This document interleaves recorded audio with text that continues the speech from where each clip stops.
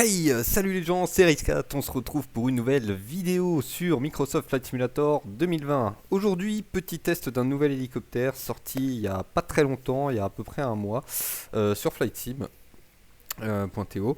Donc il s'agit du Bell 429. Alors, savoir que c'est un freeware, donc déjà merci et félicitations et bravo.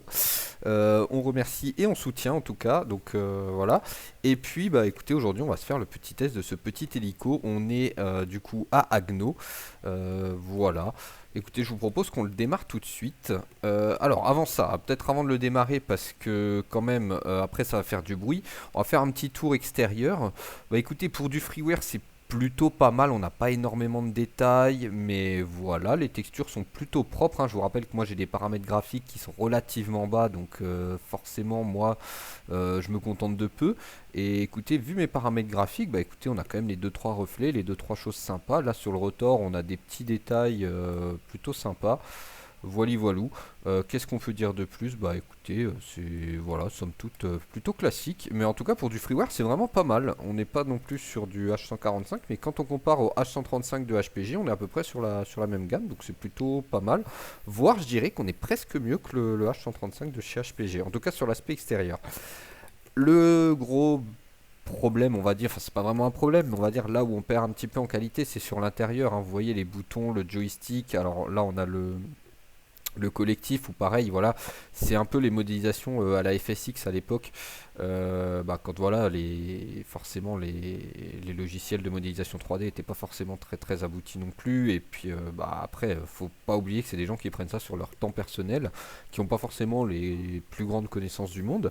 Mais sinon, honnêtement, même malgré ça, je le trouve plutôt joli, c'est plutôt cohérent, c'est plutôt voilà, voilà, ça bouge, hein, on peut regarder, enfin en tout cas voilà. Bon, tous les boutons ne sont pas cliquables, hein, par exemple, ceci là, on ne peut pas trop cliquer dessus. Voili voilou. Et ce que je voulais vous montrer aussi, c'est que on peut personnaliser l'appareil, et ça c'est plutôt sympa. Il suffit d'aller dans masse et centrage ici, et bon, je vais vous donner l'exemple du coup avec, je sais pas, les flotteurs par exemple. Alors faut savoir qu'il faut mettre un minimum, ce que je savais pas au début, puisque je galérais. Je crois que si on met 50, en tout cas si on met 50 sur les flotteurs et le treuil, ça marche. Après, il y en a peut-être d'autres où le minimum sera un peu plus élevé. Mais voilà, donc là, on a ajouté le treuil ici et les flotteurs ici. Si jamais le treuil, vous voulez le sortir, c'est un petit bouton. Alors, faut le savoir, faut lire la doc. Ça, je l'ai lu dans la doc, j'avoue. Ici, il y a un petit bouton. Voilà. Et là, tac, on a le treuil qui est sorti. Bon.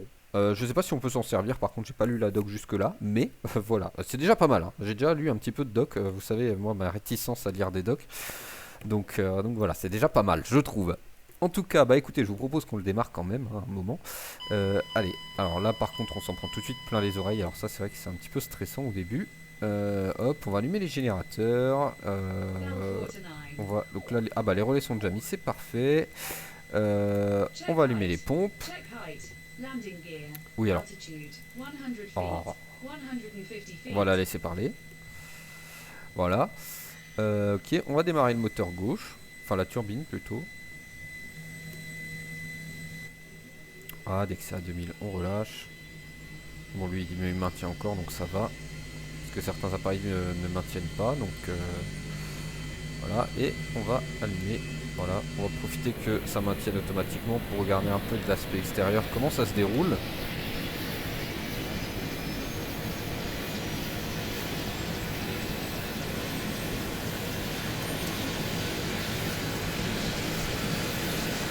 Alors niveau son, je le trouve vraiment pas mal.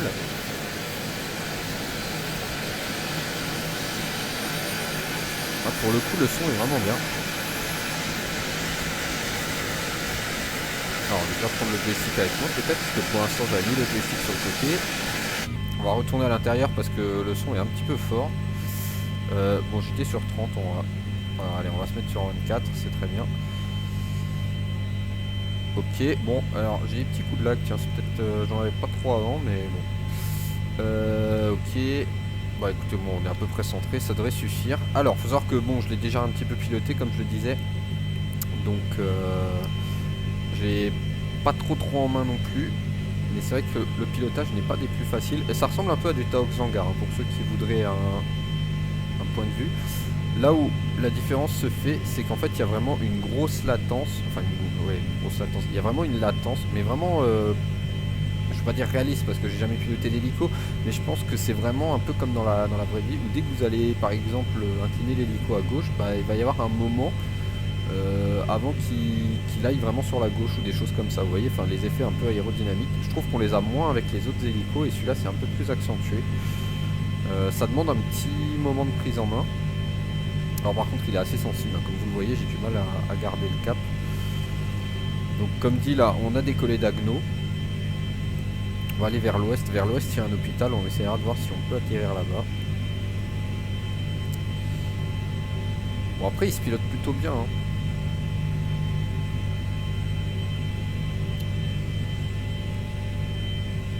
On va en profiter pour survoler un petit peu la ville d'Agno.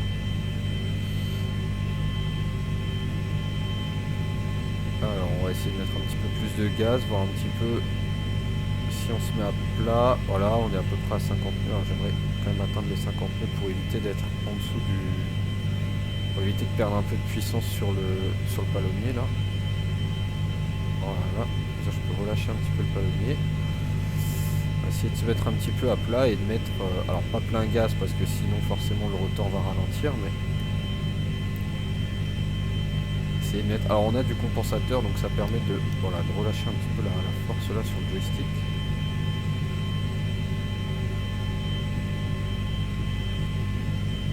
Ok. Et du coup là si on essaye de mettre, alors avant que le rotor ralentisse. Alors vous voyez on arrive à monter à peu près à 2000 pieds minute, à peu près un peu moins, 1900. Vous voyez on atteint quand même les 2000, donc ça veut dire qu'il est assez puissant, on peut quand même pas mal monter je trouve avec. Par contre il a tendance à partir un petit peu sur la droite, donc il faut souvent le corriger un petit peu sur la gauche. Bon c'est assez classique hein, sur les hélicos de toute façon, vous commencez à connaître. Mais c'est vrai que comparé au H145, du coup ouais, il demande un petit temps d'adaptation et il demande un petit peu de manier, si je puis m'exprimer ainsi. Donc on a l'hélico, l'héliport pardon, qui est sur la gauche, mais bon je vous propose qu'on fasse le petit tour de la ville de Agno. Là on est à peu près à 3000 pieds. Alors là j'ai pas le map enhancement parce que j'avais l'impression qu'il me faisait beaucoup ramer en fait le PC, donc j'ai décidé de faire 100. Donc on visite pas des paysages de fous furieux, j'estime qu'il n'y en a pas forcément besoin, donc on va s'en affranchir au moins pour la fluidité. Voilà, à savoir que ces derniers temps j'ai fait pas mal de planeurs, j'ai repris goût un petit peu au planeur, me demandez pas pourquoi. Et je pense que je vous referai une vidéo parce que j'ai une petite astuce à vous partager, c'est un petit truc tout bête, mais en fait j'ai rencontré pas mal de problèmes où le planeur voulait pas partir, enfin l'avion ou le remorqueur voulait pas partir, et ça m'a très vite gonflé en fait. J'ai trouvé une petite astuce pour...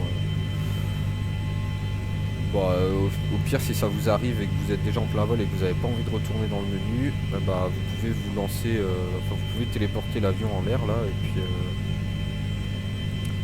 ça permet de partir. Alors voilà, c'est sûr on part avec une vitesse nulle, donc au début il faut qu'on pique du nez quoi, pour prendre un peu de vitesse. Mais bon, ça permet de ne pas retourner dans le menu, de relancer un vol ou quelque chose. Sachant qu'en plus si on relance le vol, l'avion part toujours pas, donc en fait il faut le relancer d'une autre piste ou avec des autres conditions météo. Enfin j'ai tout essayé, au bout d'un moment l'avion il voulait pas partir, j'en ai eu marre, j'ai dit bon allez je me téléporte et puis voilà. Ça fonctionne très bien aussi. Mais sinon vous pouvez aussi choisir un point hors aéroport avec le planeur par exemple, et puis vous démarrez 1500 pieds au-dessus du sol à peu près il me semble. Donc voilà. Bon on a pas mal monté hein, puisqu'on est déjà à 4000 pieds là. Je propose qu'on fasse des petits tests avant d'essayer d'atterrir. On va essayer de monter encore un petit peu. En termes de vitesse, bon vous voyez là, moi je vole à peu près entre 80 et 90 nœuds avec. Il peut atteindre à peu près 145 nœuds d'après la fiche technique. Enfin d'après les infos là sur MSFS.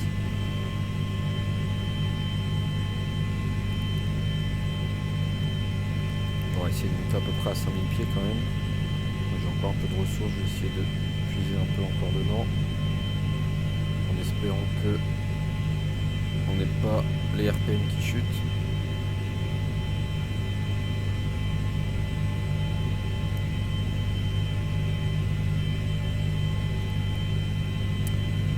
Ok, bon, on est à un peu plus de 5000 pieds. On va essayer de prendre de la vitesse et puis on va essayer de faire une grille déjà. On verra ce que ça donne. Alors ça sert pas forcément à grand chose, hein, c'est juste pour voir un petit peu l'hélico, ce qu'il accepte, ce qu'il accepte pas en termes de physique, hein, tout simplement. Il n'y a pas grand intérêt à le faire, hein, je vous avouerai. Donc pour faire une grille, il faut être au moins au-dessus de 100 nœuds, je pense.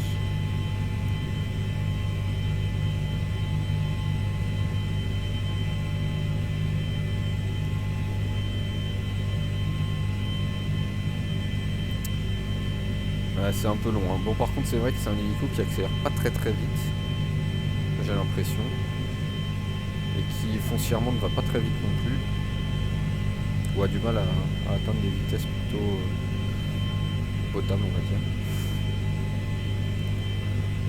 Ok, bon écoute, on est à 102 nœuds, je pense qu'on fera pas mieux de toute façon. Alors on va déjà réduire les gaz pour éviter de consommer trop sur les vis. On va se mettre comme ça, et allez, on y va.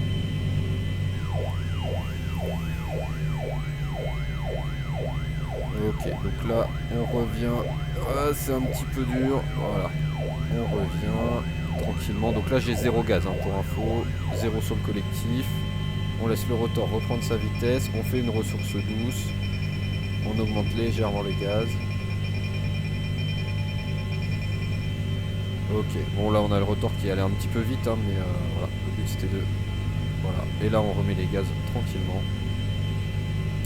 Alors forcément, hein, c'est des figures où les hélicos acceptent très peu déjà nativement, et puis dans MSFS encore moins.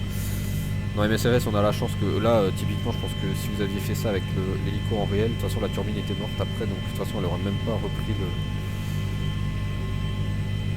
le pas quoi, mais là heureusement on est dans MSFS, on en profite, ça permet de voir aussi un petit peu ce que valent les hélicos, etc. Et puis là, je vous propose qu'on tente un pseudo looping. Alors pour ça, on n'a pas forcément besoin d'être très rapide. Par contre, j'aimerais essayer d'être un petit peu plus haut.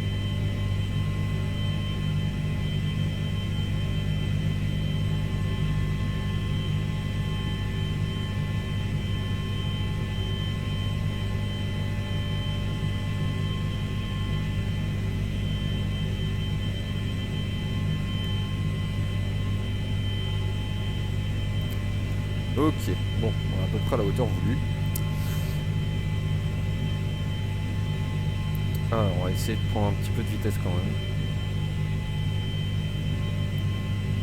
Ok, on est à peu près à 50 nœuds, c'est ce que je voulais. On relâche le palonnier. On relâche les gaz. Et allez, on le tente. Alors, je vais faire un autre truc avant, c'est que j'avais pas vu ma petite trim. Voilà. On va essayer de se mettre à peu près à 0 pour pas se tirer une balle dans le pied non plus. Ok, 60 nœuds et on y va. Allez, c'est parti. Alors, faut essayer de pas trop tirer. Bon, là, le problème, c'est que voilà, il part vachement sur la droite. Alors, ce qui est marrant, c'est que d'habitude, il part sur la gauche, mais là, il part sur la droite. On va essayer d'en refaire un. En fait, il faut essayer de manier vachement en tirant la gauche. D'ailleurs, je vous ai dit une bêtise, en fait. C'est pas qu'il part sur la gauche, c'est qu'il part sur la droite parce que je corrige toujours à gauche. Oui, c'est ça. Donc là, on voit qu'il part vraiment. Donc, il faut vraiment bien tirer sur la gauche au début. Ah non, décidément, il voudra pas. Je pense que ça va être assez compliqué. On va essayer de prendre un peu plus de vitesse, voir si c'est peut-être pas la vitesse qui manque.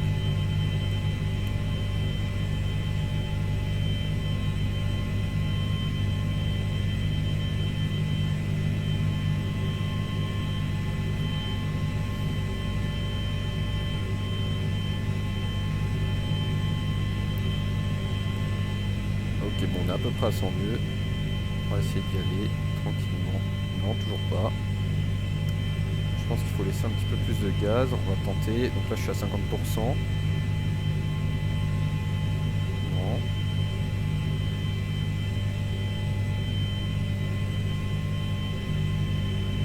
Non, toujours pas. Ah, c'est assez galère, hein, comme quoi. Bon, écoutez, je vous propose qu'on reste peut-être sur cette défaite. On va essayer de voir si vraiment, en faisant comme un sac un petit peu, là on y arrive. Alors vous voyez vraiment, il va vraiment à droite, hein, parce que là j'ai déjà le joystick à gauche et vous voyez qu'il continue à aller à droite, hein, c'est quand même assez hallucinant.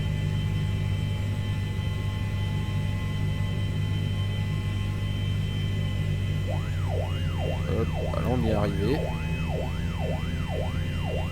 Vous voyez qu'en manœuvrant bien, on arrive à y arriver un petit peu. Voilà, on en a fait un. Bon écoutez, on a eu le mérite. Mais le problème c'est qu'on s'est un petit peu éloigné d'Agno, du coup je sais pas trop où on est. Alors il y a Neof là-bas, Agno ça va être plutôt sur la gauche. On a quoi? Karlsruhe. Ouais, Agno est là. Hop. On a l'hôpital juste là-bas à mon avis. Allez mon beau, faut y aller. Quand faut y aller, faut y aller.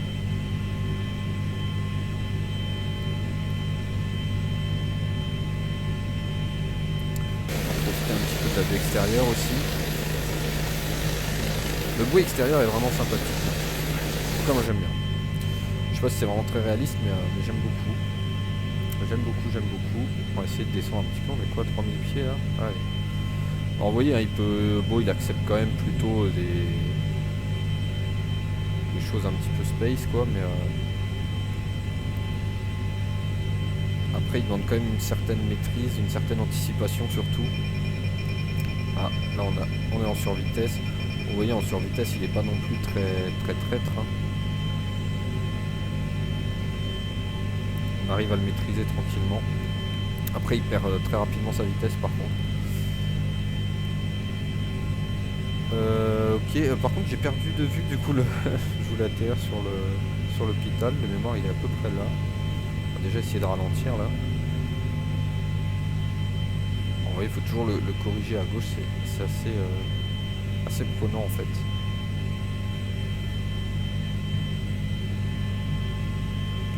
Faut toujours faire des micro-ajustements et le pire c'est l'atterrissage où il faut surtout faire beaucoup des ajustements avec les gaz. On n'a pas trop le droit à l'erreur parce que je vais vous montrer ici maintenant, je mets les gaz trop rapidement. Vous voyez, en fait on a tout de suite le rotor qui perd de la vitesse. Et pourtant j'ai pas été très loin, j'ai dû aller à 60%, mais vous voyez que si on y va trop sec en fait on a tout de suite cet effet là. Donc il faut vraiment y aller doucement, comme sur un vrai hélico, hein, de toute façon. Hein, les vrais c'est ça aussi, hein, les turbines n'ont pas de la puissance illimitée, donc forcément plus vous allez mettre de contraintes aérodynamiques avec votre rotor en augmentant le pas, plus les turbines vont avoir besoin de couple pour contrer ces effets aérodynamiques. Et forcément ça va demander plus de ressources. Alors par contre à mon avis on a passé l'hôpital. Par contre j'ai pas trouvé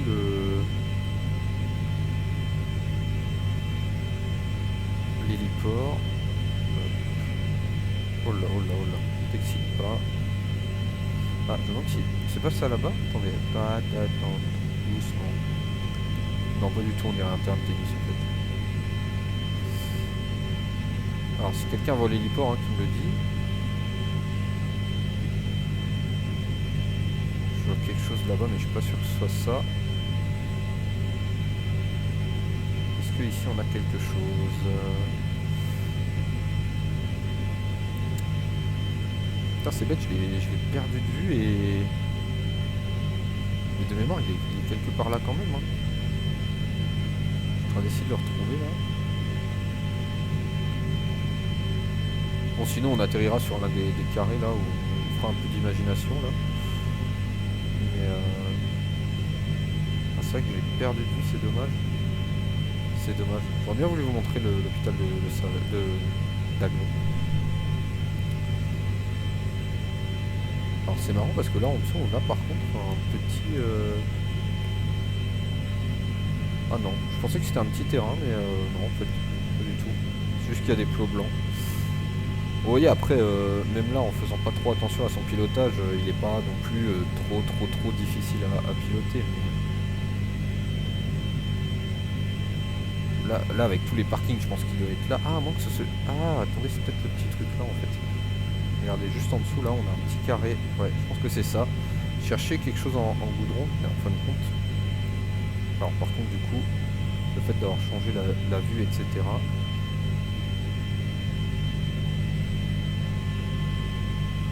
Je vais refaire un tour.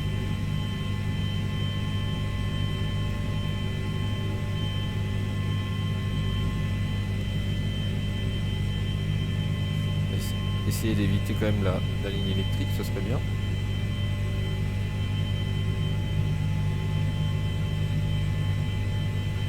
Et on a dit que c'était là.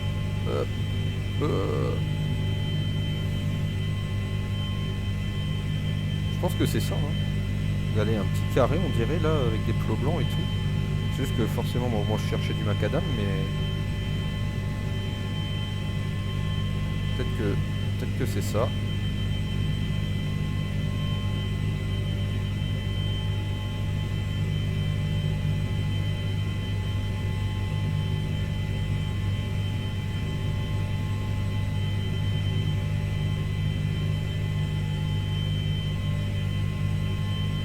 Ok, on s'est posé. Bon, vous voyez, alors, faut savoir que ça j'ai mis beaucoup de temps à le faire. Hein. Le poser, là, comme vous l'avez vu, croyez-moi qu'au début, c'était pas du tout ça. J'ai galéré de fou furieux, mais là, je trouve qu'on s'est posé plutôt proprement. Alors, je sais pas vraiment si c'était ça l'hôpital de Haguenau. En tout cas, écoutez, on a fait un posé. Je pense que c'était pas ça, donc je suis désolé par avance, mais voilà. En tout cas, bah, moi j'espère que cette vidéo vous aura plu à la découverte du Bell 429. Bon voilà, vous avez vu un petit peu mon ressenti. Comme dit, c'est à peu près semblable à du Taox Hangar hein, pour ceux qui ont. Donc c'est plutôt assez sensible, mais ça se pilote assez bien. C'est pas trop sensible non plus, parce que des fois c'est vrai que sur du Taox Hangar on est un peu trop sensible. Là je trouve que la sensibilité est bien. On a ces petits taux de latence qui rajoutent un peu de réalisme et qui demandent un petit peu de toucher, de doigté. Et ça je trouve vraiment bien, parce que c'est vraiment bien pour s'entraîner. Vous voyez que là avec j'ai dû le piloter en tout à peu près 3-4 heures je pense avant la vidéo, plus là la vidéo ouais on doit être à pas loin de 5 heures de pilotage, il se prend assez bien en main.